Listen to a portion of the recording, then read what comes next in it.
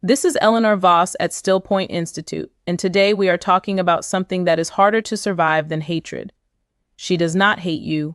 If she hated you, you would know exactly where you stand. Hatred is loud. Hatred is engaged. Hatred still requires the person doing the hating to think about you, to feel something about you, to invest emotional energy in your direction. Hatred, as painful as it is, means you still matter enough to provoke a reaction. What you are living with is something quieter and something far more final than that. She has stopped caring. And if you are honest with yourself right now, somewhere in the last few months, you felt it happen. Not a fight, not a revelation, just a subtle shift in the temperature of your house that you could not explain and could not name and could not stop. The way she answers your questions with the correct number of words and nothing more. The way she looks at you sometimes with an expression that is not anger and not sadness, but something that looks, if you study it closely, almost like nothing at all. The way the house can be full of both of you and feel completely empty at the same time.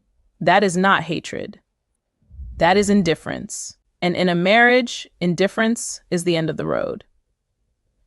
Stay with me today because in a few minutes, I am going to give you the specific clinical distinction between a wife who is angry at you and a wife who has stopped caring about you entirely. That distinction is the most important thing you can understand about where your marriage actually is right now. But first, you need to understand why most men cannot see the difference until it is too late to matter. My name is Eleanor Voss. I spent years working with men navigating the collapse of their marriages in a clinical setting. What I kept watching, session after session, was men who came in describing relief. The fighting had stopped, the house was calmer, things felt more manageable. And I kept sitting across from them thinking the same thing.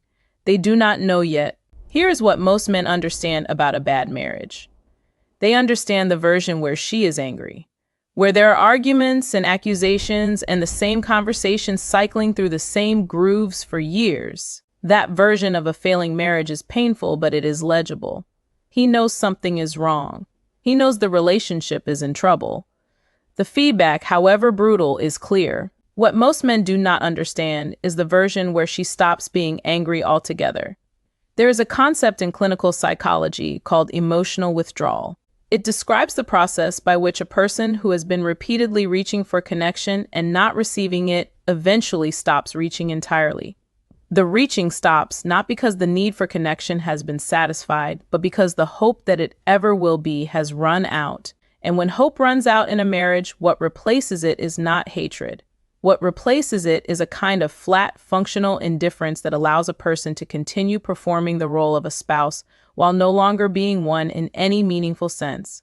This is the stage most men never see coming, because it arrives wearing the face of peace.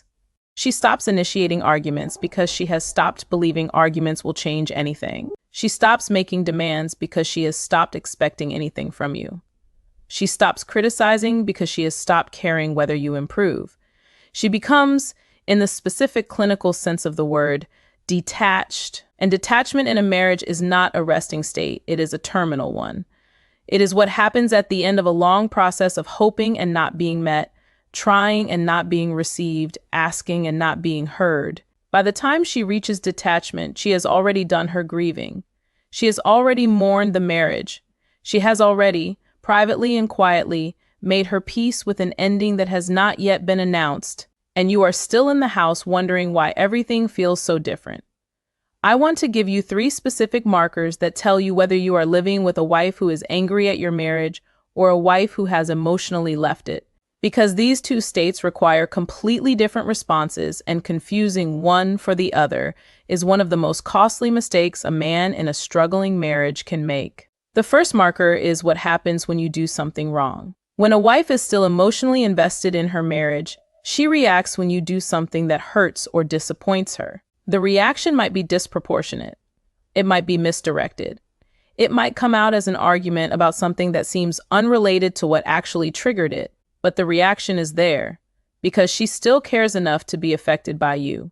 Your behavior still lands in her world and produces a response. When a wife has reached indifference, she stops reacting. Not because you have stopped doing things that would have bothered her before, but because she has stopped allowing your behavior to land in her world. You come home late without calling and she says nothing. You forget something she asked you to do, and she handles it herself without comment. You are short with her in front of the children, and she smooths it over without addressing it with you later. The absence of reaction is not forgiveness. It is the behavioral signature of a woman who has decided that your actions are no longer relevant to her emotional state because she has already emotionally exited the relationship. The day she stopped reacting to your mistakes was not the day she forgave you. It was the day she stopped caring whether you changed. The second marker is what happens to the future in your conversations. Couples who are emotionally present in their marriage talk about the future in a particular way. They argue about it sometimes. They negotiate it. They make plans and revise them and make them again. The future is a shared project that both people are actively building even when they disagree about what it should look like. The arguing about the future is itself evidence of investment in it. When a wife has reached indifference, the future disappears from your conversations. Not dramatically, not with an announcement, it simply stops being a subject she engages with. You mention a vacation you have been thinking about, and she responds vaguely and redirects. You bring up something about the children's future, and she handles the logistical part of it without entering the emotional part of it with you. You talk about where you might be in 5 years, and she gives you an answer that is technically accurate and completely hollow. She has stopped building the future with you because she is no longer certain you are in hers. Pay attention to when she last initiated a conversation about something that has not happened yet. Not logistics, not scheduling. Something she was genuinely looking forward to that included you in the picture. If you cannot remember when that was, you now have information about where she actually is. The third marker is the one that most men find hardest to name because it is the most intimate and the most private. When a wife is emotionally present in a marriage, you can feel her. Not just physically. You can feel her attention when she is in the room. You can feel when something you said landed with her. You can feel the difference between a day when she is connected to you and a day when she is not. This mutual emotional permeability, the way two people who are genuinely bonded affect each other's interior states without saying anything, is one of the least discussed but most fundamental aspects of what makes a marriage feel like a marriage rather than a shared living arrangement.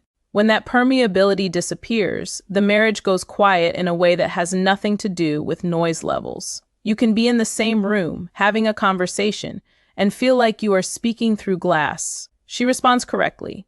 She is polite. She is present in every observable sense.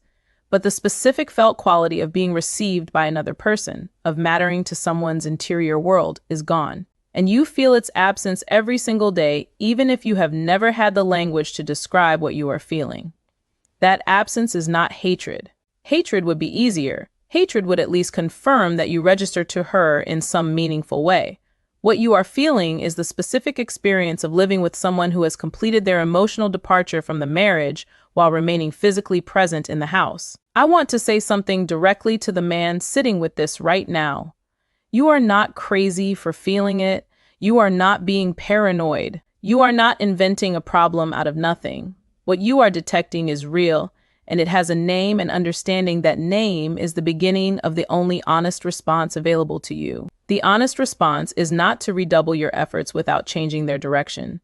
More of what you have already been doing will not reach a woman who has gone to indifference. She has already processed your efforts and found them insufficient and moved past the point where new efforts of the same kind produce a different result. The honest response is also not to do nothing and hope that time resolves it.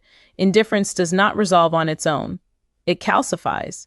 It becomes the permanent architecture of the relationship. The man who waits for indifference to thaw without intervening is the man who finds himself served with papers in a year or two and genuinely cannot understand why. The honest response is a single direct conversation about what is actually happening between you.